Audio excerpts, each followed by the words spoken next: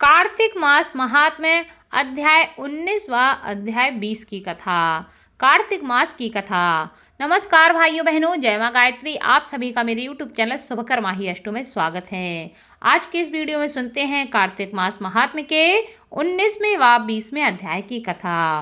पार्वती जी की आज्ञा पाते ही भगवान विष्णु उनकी आज्ञा का पालन करने के लिए जलंधर के नगर की ओर चल दिए। राजा पृथु ने पूछा कि हे नारद जी, अब आप यह बताएं कि भगवान विष्णु ने वहां जाकर क्या किया तथा जलंधर की पत्नी का पतिव्रत किस प्रकार भ्रष्ट किया। नारद जी कहते हैं, जलंधर के नगर में जाकर विष्णु जी ने उसकी पतिव्रता स्त्री वृंदा का पतिव्रत भंग करने का विचार किया।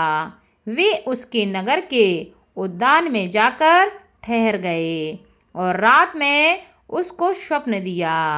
भगवान विष्णु की माया और विचित्र कार्य पद्धति थी और उनकी माया द्वारा जब वृंदा ने रात में वह स्वप्न देखा कि उसका पति सिर पर तेल लगाए हुए महिष पर चढ़ा हुआ है, वह काले रंग के फूलों की माला पहने हुए है तथा उसके चारों तरफ हिंसक जीव हैं, वह सिर मुड़वाए हुए अंधकार में दक्षिण दिशा की ओर जा रहा है। उसने नगर को अपने साथ समुद्र में डूबा हुआ इत्यादि बहुत से स्वप्न देखे। तत्काल ही वह स्वप्न का विचार करने लगी।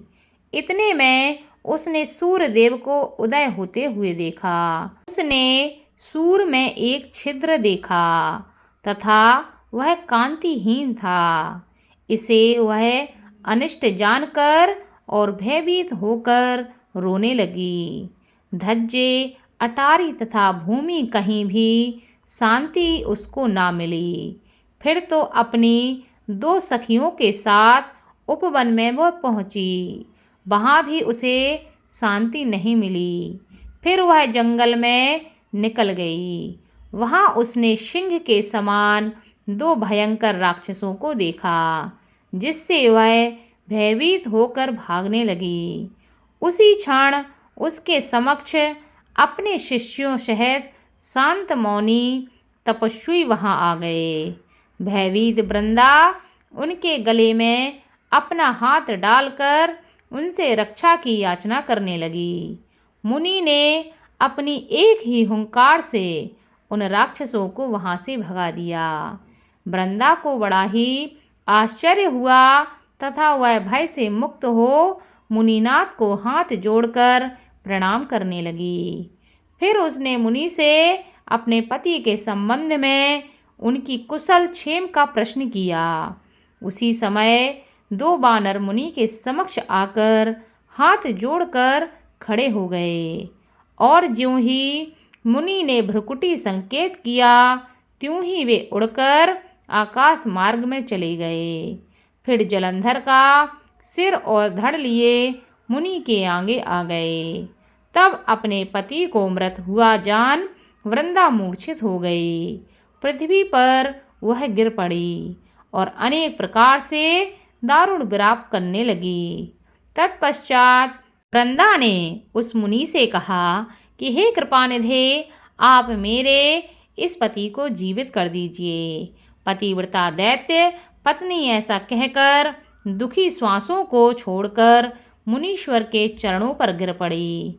तब मुनीश्वर ने कहा, यह शिवजी द्वारा युद्ध में मारा गया है, यह जीवित नहीं हो सकता, क्योंकि जिसे भगवान शिव मार देते हैं वह कभी भी जीवित नहीं हो सकता। परंतु शरणागत की रक्षा करना सनातन धर्म है। इसी कारण कृपा कर मैं इसे जिंदा कर देता हूँ। नारद जी ने आगे कहा, वह मुनि साक्षात विष्णु ही थे, जिन्होंने यह सब माया जाल फैलाया था। वह वृंदा के पति को जीवित करके अंतर्ध्यान हो गए। जलंधर ने उठकर वृंदा को अपने गले से लगाया। वृंदा भी अपने पति को जीवित हुआ देखकर अत्यंत प्रसन्न हो गई और अब वह अपनी स्वप्न की बातों को भूल गई। तत्पश्चात वृंदा सकाम हो बहुत दिनों तक अपने पति के साथ विहार करती रही। लेकिन वृंदा को यह पता चल गया कि यह मेरे पति नहीं हैं। उसने उसी क्षण उनसे कहा कि हे पराई स्त्री का गमन करने वाले विष्णु, तुम्हारे शील को धिक्कार है। मैंने जान लिया है कि यह सब मायावी तपस्वी तुम ही थे। इस प्रकार कहकर कुपित पतिव्रता वृंदा ने अपने तेज को प्रकट करते हुए भगवान विष्णु को श्राप दे दिया। तुमने माया से 2 राक्षस मुझे दिखाए थे, वही दोनों राक्षस किसी समय तुम्हारी स्त्री को हरण करेंगे। सर्पेश्वर जो तुम्हारा शिष्य बना है, यह भी तुम्हारा साथी रहेगा। जब तुम अपनी स्त्री के विरह में दुखी होकर विचरोगे, उस समय बानर ही तुम्हारी सहायता करेंगे। ऐसा कहती हुई पतिव्रता वृंदा अग्नि में प्रवेश कर गई। ब्रह्मा आदि देवता आकाश से उसका प्रवेश देखते रहे। वृंदा के शरीर का तेज पार्वती जी के शरीर में चला गया। पतिव्रत के प्रभाव से वृंदा ने मुक्ति प्राप्त कर ली। अब राजा पृथु ने पूछा कि हे देवर्षि नारद, इसके बाद युद्ध में क्या हुआ तथा वह दैत्य जलंधर किस प्रकार मारा गया? कृपया करके मुझे यह कथा पूरी सुनाइए।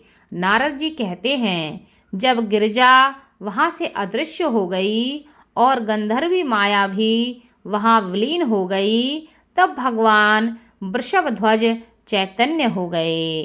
उन्होंने लौकिकता व्यक्त करते हुए बड़ा क्रोध किया और विस्मित मना जलंधर से युद्ध करने लगे। जलंधर शंकर जी के बाणों को काटने लगा, परंतु जब वह काट ना सका, तब उसने उन्हें मोहित करने के लिए माया की पार्वती का निर्माण करके अपने रथ पर बांध लिया। तब अपनी प्रिय पार्वती को इस प्रकार कष्ट में पड़ा देख लौकिक लीला दिखाते हुए शंकर जी व्याकुल हो गए। शंकर जी ने भयंकर रौद्र रूप धारण कर लिया।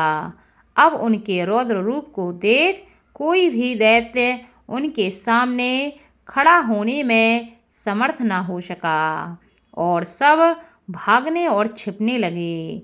यहाँ तक कि शुंभ निशुंभ भी समर्थ न हो सके। शिवजी ने उन शुंभ निशुंभ को श्राप देकर बड़ा धिक्कारा और कहा कि तुम दोनों ने मेरा बड़ा अपराध किया है।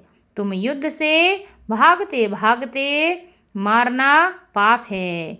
इससे मैं तुम्हें अब नहीं मारूंगा, परंतु गौरी तुमको अवश्य मारेगी। शिवजी के ऐसा कहने पर सागर पुत्र जलंधर क्रोध से अग्नि के समान प्रज्वलित हो उठा। उसने शिवजी पर घोर बाण बरसाकर धरती पर अंधकार कर दिया। तब उस दैत्य की ऐसी चेष्टा देखकर शिवजी बड़े क्रोधित हुए तथा उन्होंने अपने चरणांगुष्ठ से बनाए हुए सुदर्शन चक्र को चलाकर उसका सिर काट दिया। एक प्रचंड शब्द के साथ उसका सिर पृथ्वी पर गिर पड़ा और अंजन पर्वत के समान उसके शरीर के 2 खंड हो गए। उसके रुधिर से संग्राम भूमि व्याप्त हो गई। शिव आज्ञा से उसका रक्त और मांस महारौरव में जाकर रक्त का कुंड हो गया तथा उसके शरीर का तेज निकलकर शिवजी में वैसे ही प्रवेश कर गया जैसे वृंदा का तेज गौरी शरीर में प्रविष्ट हुआ था। जलंधर को मरा देख देवता और गंधर्व प्रसन्न हो गए। इसी के साथ कार्तिक मास महात्म्य के 19वां 20वें अध्याय की कथा संपन्न हुई। आगे की कथा आपको अगले अध्याय में सुनने को मिलेगी। धन्यवाद।